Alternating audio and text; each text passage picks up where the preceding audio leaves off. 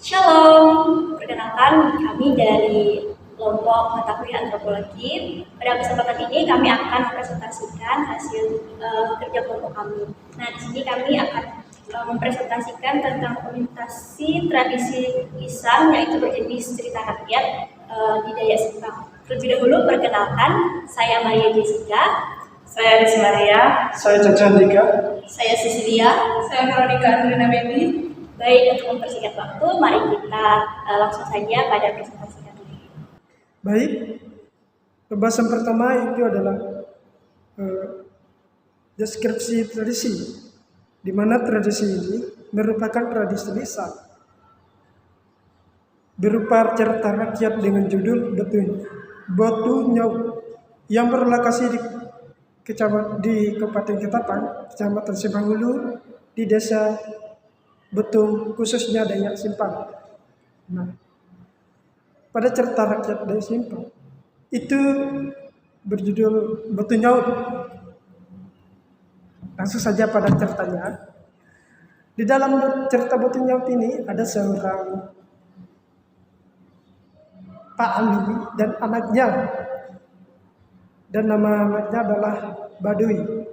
Nah, pada suatu hari Pak Ali pergi ke hutan dan mereka hidup berdua, tinggal di rumah betang.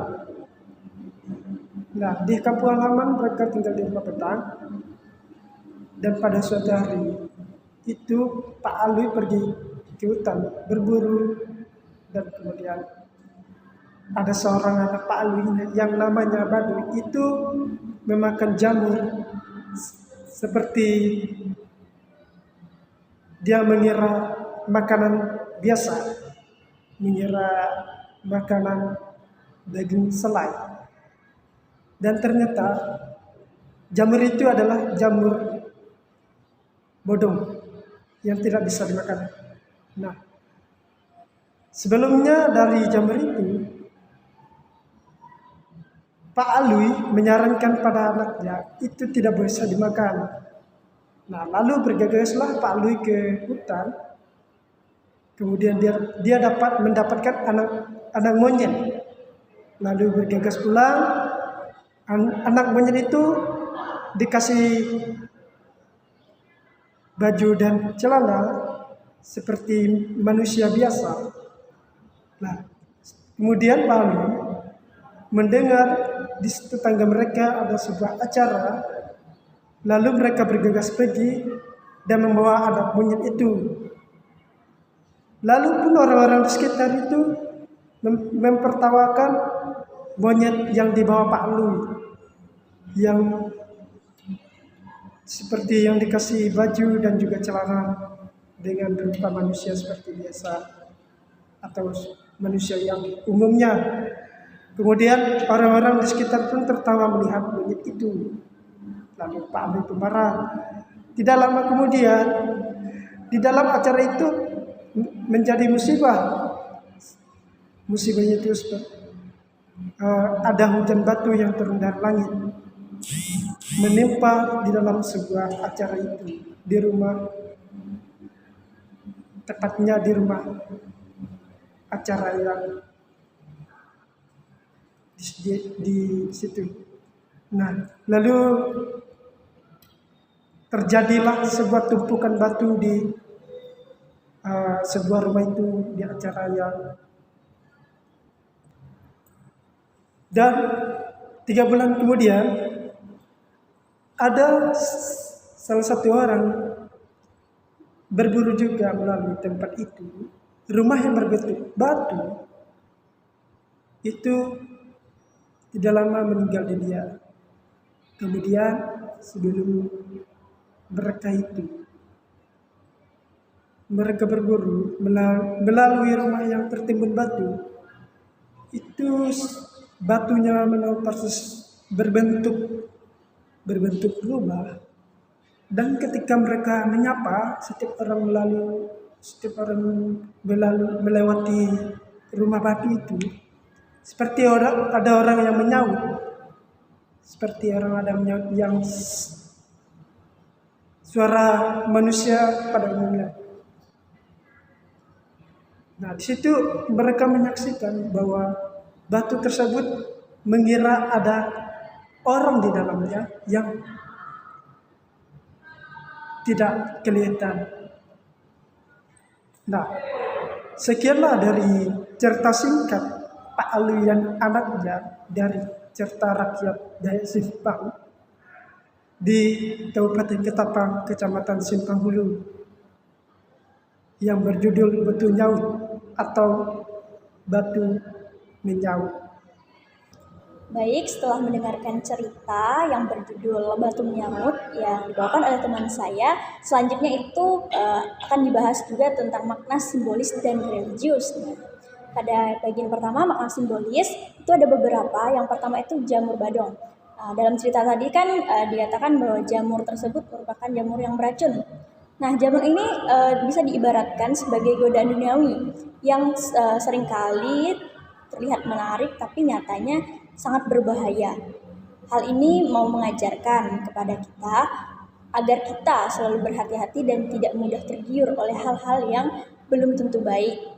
Nah, kemudian itu ada anak monyet. Nah, anak monyet ini digambarkan sebagai kebenaran. Nah, anak monyet yang diberi pakaian dapat diartikan sebagai kebenaran yang tersembunyi.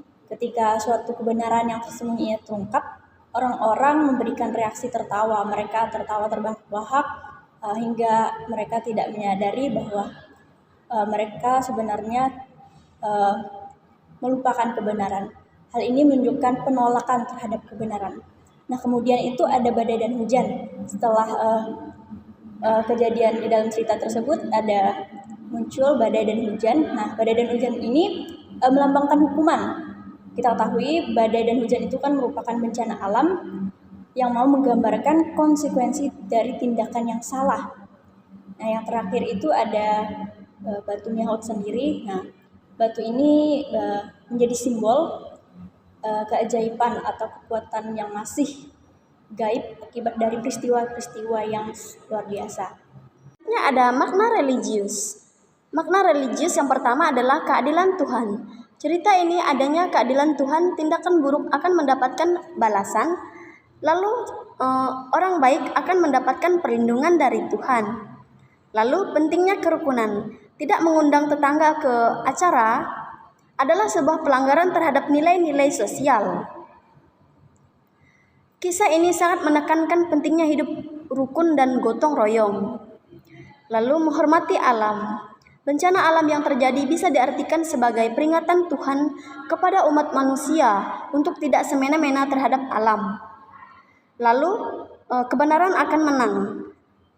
Meskipun akan ditertawakan, kebenaran yang dibawa oleh anak monyet akhirnya terungkap dan diakui.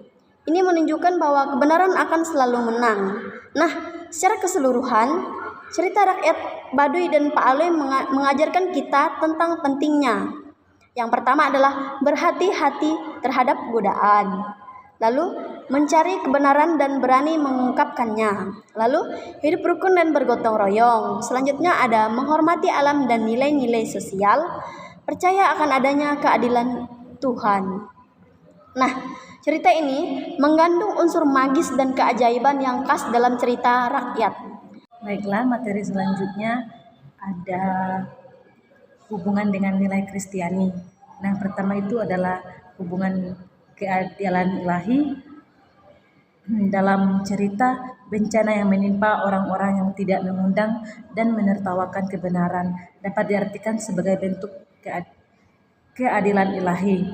Nah, dalam Kristen itu konsep keadilan Tuhan sangat sentral dalam ajaran Kristen. Tuhan akan membalas perbuatan baik maupun buruknya. Yang kedua itu pentingnya kebenaran. Dalam cerita tersebut ada anak monyet melambangkan kebenaran yang pada akhirnya terungkap. Yesus Kristus yang sering disebut sebagai jalan kebenaran dan hidup dapat kita lihat di Yohanes 14 ayat 6. Kebenaran merupakan inti dari ajaran Kristen. Poin selanjutnya ada kasih dan persekutuan. Meskipun cerita ini lebih menekankan pada konsekuensi perbuatan buruk, namun tindakan Pak Alwi untuk membantu orang lain bisa dikaitkan dengan nilai kasih dan persekutuan. Kasih adalah perintah utama dalam agama Kristen.